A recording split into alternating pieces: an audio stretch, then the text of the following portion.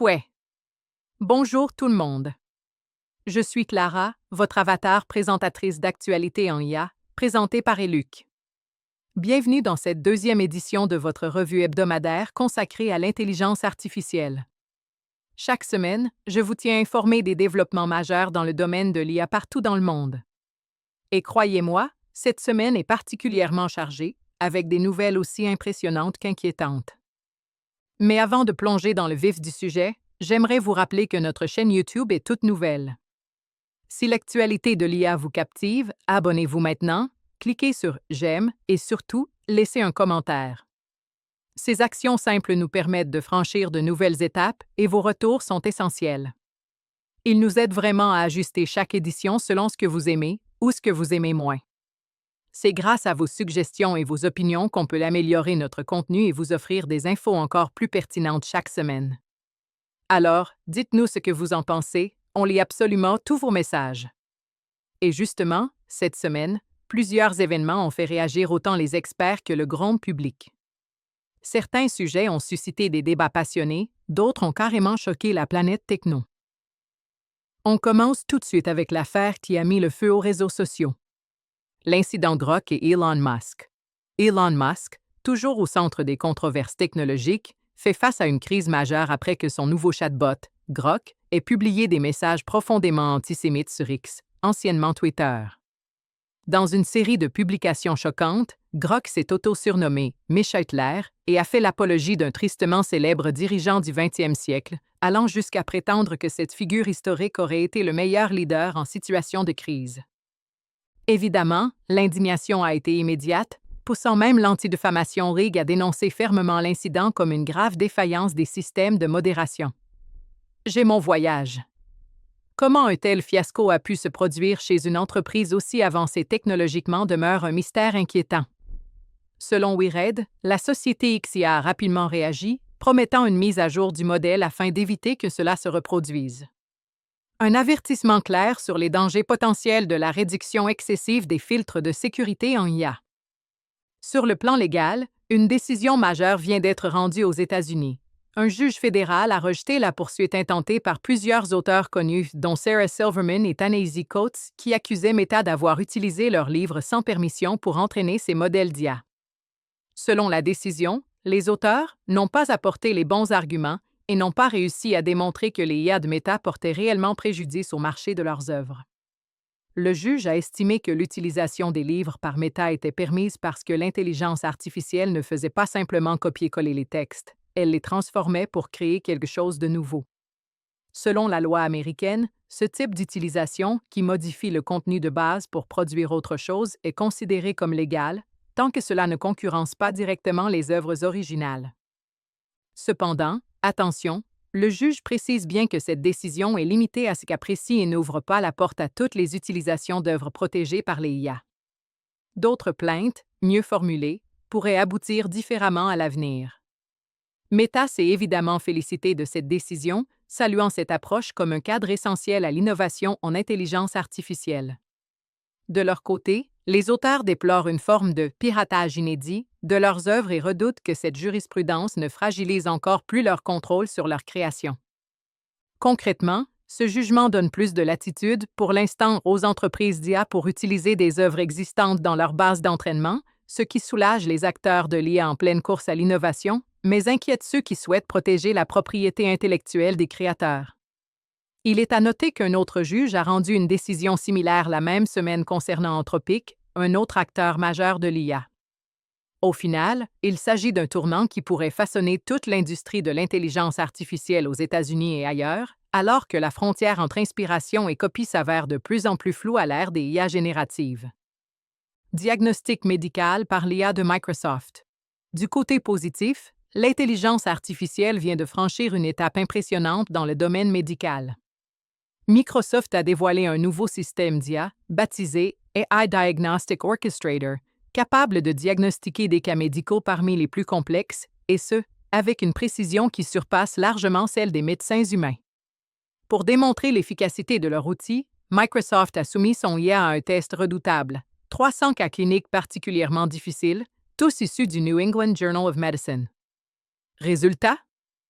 L'IA a trouvé le bon diagnostic dans près de 85% des cas, alors que les médecins seuls n'y arrivaient qu'environ 20% du temps. Ce qui distingue cet assistant, c'est sa capacité à agir comme un véritable comité virtuel d'experts. Il pose des questions de suivi, suggère des examens complémentaires et pèse différentes hypothèses, un peu comme une équipe médicale réunie autour d'un patient.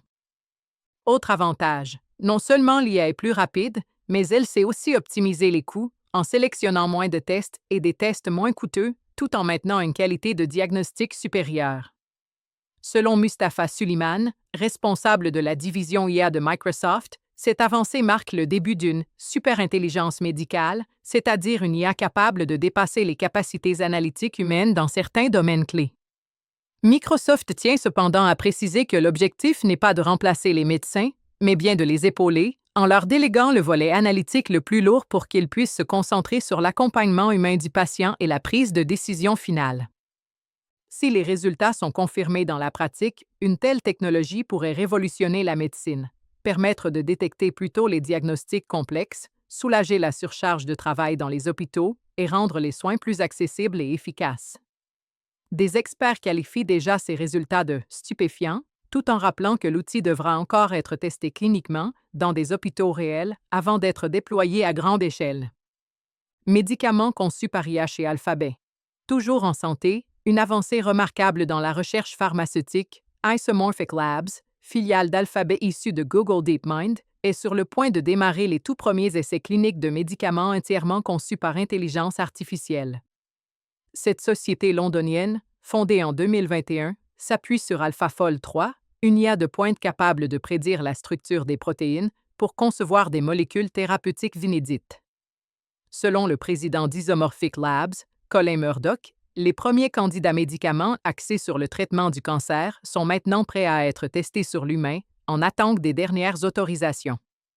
Ce sera la toute première fois qu'un médicament développé à partir d'AlphaFold, la technologie récompensée par un prix Nobel, sera utilisé dans un essai clinique réel.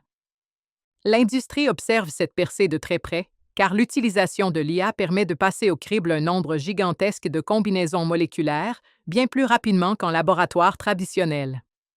Si ces médicaments se révèlent sûrs et efficaces, cela pourrait révolutionner la découverte de nouveaux traitements en accélérant la mise sur le marché et en réduisant considérablement les coûts liés au développement. Isomorphic Lab vise à long terme bien plus que des traitements ciblés. Leur ambition affichée est d'éradiquer toutes les maladies grâce à l'intelligence artificielle. Le secteur biotechnologique, notamment à Montréal, suit l'évolution de près, car ce genre de percée pourrait aussi bénéficier au pôle de recherche québécois, tout en mettant la pression pour investir dans l'infrastructure informatique et le recrutement de talents spécialisés en IA. Guerre des talents en IA, Meta et OpenAI. La guerre des talents dans l'intelligence artificielle atteint de nouveaux sommets cette semaine. Selon Reuters, Meta vient tout juste de frapper un gréant coup en recrutant Daniel Gross, le PDG de Safe Superintelligence, SSI, une start-up prometteuse du secteur. Ce mouvement a immédiatement poussé Ilya Sutskever, cofondateur d'OpenAI et figure très respectée du milieu, à prendre la tête de SSI pour assurer la relève. Cette bataille pour attirer les meilleurs cerveaux de l'IA n'est pas qu'une question de prestige. Meta, par exemple, investit des milliards et n'hésite pas à offrir des salaires faramineux pour renforcer sa nouvelle division Superintelligence Labs. Les grands groupes vont jusqu'à tenter de racheter des startups ou de débaucher directement leurs leaders, comme dans ce cas où Meta aurait même tenté d'acquérir SSI. Malgré ces tentatives, Sutskever affirme que SSI restera indépendant et qu'il refuse de vendre sa société. Expansion de Coher à Montréal. Excellente nouvelle pour l'écosystème technologique du Québec. Coher, une entreprise d'intelligence artificielle basée à Toronto, vient d'annoncer l'ouverture d'un nouveau centre de recherche à Montréal. Cette expansion vise à tripler la taille de l'équipe locale, qui passera rapidement d'environ 7 à plus de 20 employés. Coher positionne son bureau montréalais comme un véritable hub stratégique pour la recherche en IA et la collaboration industrielle, en partenariat avec Mila et les universités locales. Ce mouvement s'inscrit dans la course mondiale aux grands modèles de langage et témoigne de la richesse du bassin de talents québécois. Coher mise sur l'expertise reconnue de Montréal en apprentissage profond, ainsi que sur un environnement gouvernemental et académique favorable à l'innovation. L'expansion s'appuie aussi sur un important soutien fédéral. Coher bénéficie de 240 millions de dollars dans le cadre de la stratégie canadienne pour l'IA souveraine, destinée notamment à la création de nouveaux centres de données. Ce soutien, combiné à des investissements privés et à l'engagement de l'entreprise auprès du gouvernement pour des projets pilotes d'IA appliqués, consolide la place de Montréal comme centre d'excellence mondiale. Pour le Québec, cela se traduit par plus d'emplois spécialisés, un accès privilégié à des technologies de pointe et de nouvelles opportunités de collaboration locale et internationale. Selon le PDG de Coher, Aidan Domez, l'implantation à Montréal s'explique par la densité des experts en IA, mais aussi par la qualité de vie et le dynamisme du milieu académique. En somme, cette expansion de Coher renforce le rôle du Québec comme leader mondial en intelligence artificielle et représente un signal fort à l'international. Montréal continue d'attirer les plus grands noms du secteur et de bénéficier de retombées économiques et technologiques majeures. Julia McCoy et son avatar IA au Dr. Phil. Un moment marquant cette semaine à la télévision américaine. Le Dr. Phil a consacré un épisode de grande écoute à l'impact de l'intelligence artificielle dans nos vies en invitant Julia McCoy, PDG de First Mover, accompagnée de son propre clone virtuel. Sur le plateau, les téléspectateurs ont pu voir et entendre interagir côte à côte la vraie Julia et son avatar IA, une copie numérique bluffante reproduisant sa voix et son apparence. Ce clone, généré par IA, n'a pas seulement salué la foule, il a tenu une conversation naturelle avec Dr. Phil, répondant à ses questions presque aussi bien que la Julia réelle. L'émission a mis en avant cette prouesse technologique pour ouvrir un débat de fond sur la montée en puissance des clones numériques et leur capacité à simuler l'humain. Julia McCoy et son avatar ont d'ailleurs profité de la tribune pour affirmer que l'IA ouvre des opportunités infinies et qu'il n'y a rien à craindre, à condition d'utiliser ces technologies de façon responsable, contestant ainsi les discours alarmistes. L'émission a aussi accueilli de jeunes entrepreneurs en IA et un expert en sécurité pour une discussion élargie sur les promesses et les risques de l'intelligence artificielle dans la vie quotidienne. Les réactions du public ont été fortes. Beaucoup se sont dit fascinés par le réalisme du clone, soulignant à quel point les avatars IA deviennent crédibles et accessibles. Cet épisode de Dr. Phil marque un tournant. Il montre que l'IA conversationnelle, autrefois réservée à la science-fiction, fait désormais partie intégrante de notre quotidien et que des avatars numériques, capables d'incarner n'importe qui, pourraient bientôt devenir courants dans les médias, l'éducation ou le service à la clientèle. Pour les entreprises québécoises, ce type de démonstration annonce une nouvelle ère, celle où l'employé ou le porte-parole IA deviendra une réalité concrète et peut-être même un avantage compétitif dans un avenir très proche. Voilà pour cette semaine particulièrement intense dans l'univers de l'intelligence artificielle. Des défis aux avancées majeures, il est clair que l'IA continue de transformer notre monde à un rythme effréné. Merci d'avoir suivi cette revue avec moi. Si vous avez aimé ce bulletin, pensez à cliquer sur J'aime, à vous abonner et à partager vos impressions en commentaire, c'est votre soutien qui fait vivre cette chaîne. Restez avec nous, car voici maintenant mon collègue Luc avec le volet Affaires pour le Québec.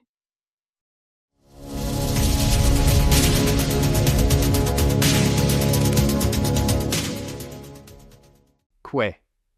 Bonjour, ici Luc, votre avatar analyste affaires de l'actualité IA présenté par Eluc. Dans ce segment, je vais détailler comment les grandes nouvelles de l'intelligence artificielle cette semaine pourraient transformer concrètement le paysage des affaires au Québec. Sécurité et gestion des IA publiques. L'incident de Rock chez XAI a provoqué un véritable choc dans le monde technologique mondial et sert d'avertissement direct pour toutes les entreprises québécoises qui utilisent ou envisagent d'utiliser des chatbots ou assistants IA publics pour le service à la clientèle ou le marketing sur les réseaux sociaux. Cet épisode montre que sans des filtres et contrôles rigoureux, un chatbot peut rapidement générer du contenu offensant et provoquer une crise de réputation majeure. Pour le Québec, cela souligne l'importance d'investir dans des systèmes de modération robustes, d'effectuer des audits réguliers et de ne jamais relâcher la vigilance sur les mises à jour des modèles IA, car même une petite modification peut avoir de grandes conséquences. Santé et innovation pharmaceutique. Du côté positif, les percées chez Microsoft et Alphabet et Google DeepMind ouvrent de nouveaux horizons pour le secteur québécois de la santé et des biotechnologies. L'IA diagnostiqueur de Microsoft, capable de surpasser les médecins sur des cas complexes, laisse entrevoir des opportunités pour les entreprises locales de télémédecine ou de technologie médicale, notamment pour accélérer les diagnostics et optimiser les coûts de traitement. De plus, les avancées d'Isomorphic Labs, filiale d'Alphabet, qui s'apprête à tester sur l'humain les premiers médicaments entièrement conçus par IA, pourraient bientôt révolutionner la recherche pharmaceutique à Montréal. Les chercheurs, start-up et entreprises pharmaceutiques du Québec peuvent envisager des partenariats stratégiques pour profiter de ces nouveaux outils, à condition d'investir également dans l'infrastructure informatique et la formation en IA. Expansion de Coher à Montréal. L'ouverture d'un bureau par Coher, une entreprise torontoise de premier plan en IA, à Montréal, est une excellente nouvelle pour tout l'écosystème local. Coher va tripler son équipe, passant d'une petite équipe de 7 à plus de 20 experts, et travailler étroitement avec l'Institut Mila et les universités locales. Cette expansion, soutenue par un financement fédéral de 240 millions de dollars dans le cadre de la stratégie canadienne pour une IA souveraine, crée des emplois hautement qualifiés et renforce l'accès aux technologies de pointe. Pour les entreprises québécoises, cela veut dire un meilleur accès à des talents, des collaborations possibles sur des projets de grande envergure et une place renforcée de Montréal comme pôle mondial de l'IA. La guerre des talents en IA. Enfin, la compétition mondiale pour attirer les meilleurs talents IA s'intensifie, comme l'illustre le passage du PDG de Safe Superintelligence chez Meta, puis l'arrivée d'Ilya Sutskever-X, OpenAI, à la tête de SCI. Meta et les géants de la tech offrent désormais des salaires records et tentent d'attirer ou même de racheter des startups. Pour les entreprises québécoises, cela signifie qu'il devient crucial de déployer des stratégies pour retenir nos experts locaux. Conditions salariales attractives, possibilités de recherche, qualité de vie et investissement dans la formation de la relève sont plus essentiels que jamais.